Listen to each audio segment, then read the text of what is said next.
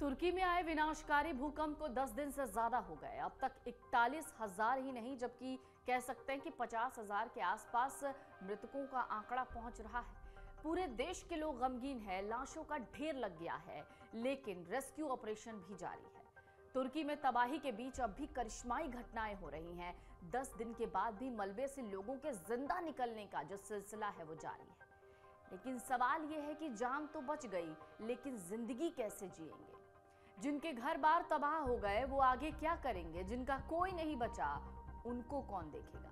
ऐसे कई सवाल हैं जो इस वक्त कौंध रहे हैं। कुछ दिन पहले तक दक्षिण तुर्की के इस केंद्र शहर के बीच बना घर 5 लोगों का आशियाना हुआ करता था, लेकिन भूकंप के 2 बड़े झटकों ने घर को मलबे में बदल दिया और पूरे परिवार को बेघर कर दिया। ये सिर्फ एक परिवार की कहानी नहीं है, ऐसे लाखों परिवार वहां पर हैं। रात को तापमान -7 डिग्री तक चला जाता है, लेकिन यहां शरण लेने वाले उन 800 परिवारों के पास इससे निपटने का कोई दूसरा रास्ता नहीं है। लगभग सभी को अब अजनबियों के साथ खाना खाना पड़ रहा है और रहना पड़ रहा है। जिन्होंने कभी सोचा भी नहीं था कि वो अपने घर से बाहर कभी रात गुजारेंगे, आज उन्हें अपने ढहे हुए मकान के बगल में सोना पड़ रहा है। बढ़ते समय के साथ इस बात की उम्मीदें भी धुंधली हो रही हैं कि मलबे से अब ज्यादा लोगों को जिंदा निकाला जा सकेगा। वजह यह है कि रेस्क्यू ऑपरेशन तो चल रहे हैं, लेकिन संभावना कम है कि इतने दिन बीत जाने के बाद भी लोग अभी भी मलबे में दबे हैं और वो जिंदा हों। एक बड़ी चुनौती इस बात को लेकर है कि जो लाखों लोग राहत शिविरों में रह रहे हैं, उन सबके लिए साफ शौचालय, पीने के स्वच्छ पानी और ताजा भोजन कब तक और किस तरीके से मुहैया होंगे। कई शहर कस्बे वीरान पड़ गए हैं, बस तबाही का मंजर दिखता है जो हर तरफ नजर आता है। मीडिया रिपोर्ट्स कह रही हैं कि तुर्की की बात करें तो नेक इरादों के बावजूद यहां भेजा जाने वाला खाना कुछ वक्त के बाद खराब हो सकता है और नुकसान पहुंचा सकता है, जैसे कि हैजा जैसी बीमारियां भी फैलने लग गई हैं। ऐसे में ये इन्फेक्शन की वजह बन रहा है। आगे अभी बहुत कुछ करने के लिए है, लेकिन अगर वहां के शहरों को आप देखेंगे तो शहर के शहर तबाह हो गए। मराश शहर उन्हीं में से एक है। मराश के केंद्र में कम से कम 450 रिहायशी इमारतें ध्वस्त हो गई हैं। जो बची हुई हैं वो या तो अब तिरछी हो गई हैं या झुककर किसी दूसरी इमारत पर टिक गई हैं।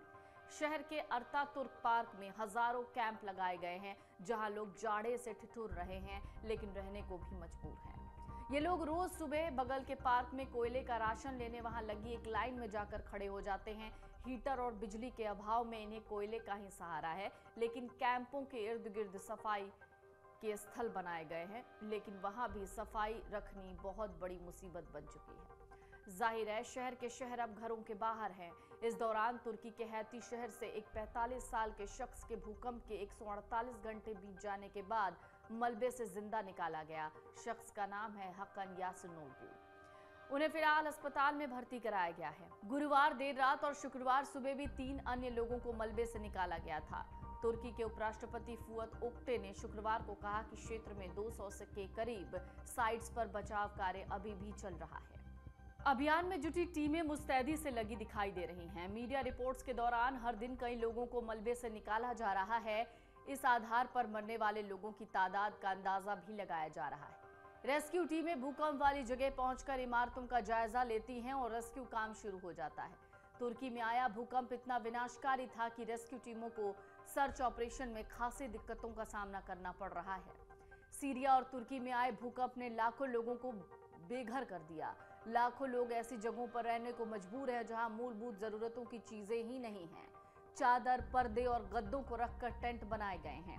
दिन में तो धूप खिली होती है तो यहां रह रहे परिवार अपना वक्त निकाल लेते हैं, लेकिन रात में मुश्किल बढ़ जाती है क्योंकि इन टेंटों में अंदर हीटिंग की व्यवस्था नहीं है। हालांकि परंपरागत तरीका जिसे बुखारी कहते हैं इन्होंने वहां लगा रखा है, लेकिन इससे राहत नहीं मिलती क्योंकि इसके लिए ईंधन चाहिए। इस तरह फुटपाथ पर जिंदगी चल रही है। भूकंप पीड़ितों की बहुत बड़ी तादाद है, इसलिए सबके लिए व्यवस्था हो पाना मुमकिन नहीं। सरकार ने अपनी तरफ से कई कोशिशें की हैं। कई लोगों ने अपने घर के मलबे के पास ही अपना ठिकाना बना लिया। घर से उन्हें इतना लगाव है कि उन्हें वहां से दूर जाना सही नहीं लगता। उन्हें उम्मीद है कि इनकी जिंदगी जल्द ही पटरी पर लौटेगी। बता दें, तुर्की में भूकंप के झटके 6 फरवरी को महसूस हुए। पहला झटका सुबह 4:17 पर आया, जिसका रिक्टर स्केल पर जो तीव्रता रही वो थी 7.8। भूकंप का केंद्र दक्षिणी तुर्की का गाजियांटेप था। इससे पहले कि लोग इसे संभल पाते, कुछ देर बाद ही भूकंप का एक और झटका आया। रिक्टर स्केल पर तीव्रता रही 6.4। भूकंप के झटकों का ये दौर यही नहीं रुका, तीसरा भी आया 6.5। भूकंप के इन झटकों ने माल्टा, सनलिउर्फा, उस्मानिया और दियारबाकिर सहित 11 प्रांतों में तबाही मचा दी।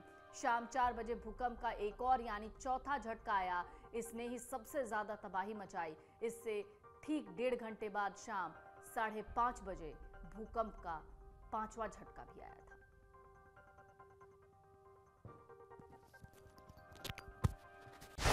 डाउनलोड करें अमर उजाला ऐप और पाएं खबरें लगातार।